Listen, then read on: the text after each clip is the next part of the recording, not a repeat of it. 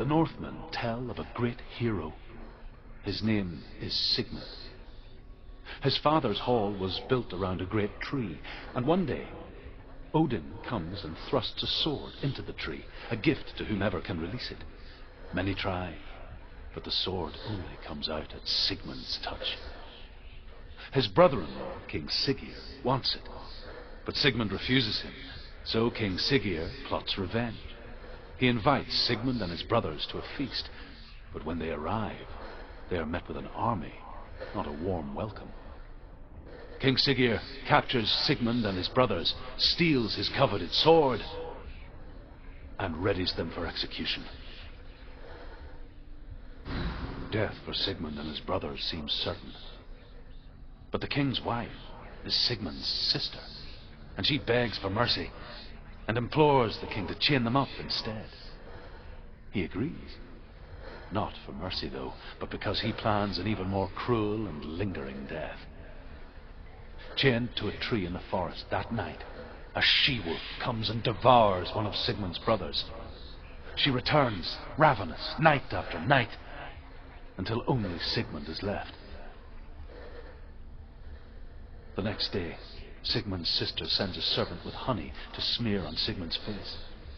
But to what end? Well, that night, when the she-wolf appears again, you'll never guess what happens. As the she-wolf licks the sweet honey from Sigmund's face, he bites the wolf's tongue. The she-wolf pulls away, but Sigmund holds on. The chains break, and he is free. After his escape, Sigmund lives like us, hidden in the forest. His enemy, King Siggeir, believing him dead, as his sister plots revenge. And for vengeance to succeed, even the great Sigmund needs help. So she sends her sons to him. But their blood is weak and corrupted, and they're put to death by Sigmund. So his sister hatches a new plan, one that is cold of heart and pure of blood. Sigmund's sister trades shapes with a sorceress, and in disguise, she lies with her own brother. She gives birth to a son named Sinfjotli. After a time, she sends him to the forest to Sigmund. He tests the boy and finds him strong and fearless, and so they go to take their vengeance on King Siggeir. But luck is not on their side. They're captured, and Siggeir has them buried alive.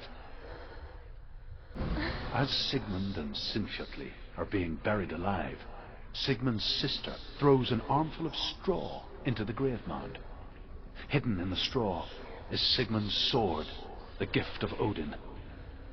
They cut their way out of the grave mound and set fire to Siggeir's hall. The king burns to death. Sigmund calls to his sister to come out, so that she may live and be honored. She does come out, but only to tell him the truth. That she had slept with him, her brother, to beget a strong avenger. I am not fit to live, she says, and walks back into the fire. Strike vengeance from your heart, Senua, as there is always a heavy price to pay. And here is the end of Sigmund's story. He was a fierce and great warrior who fought many battles.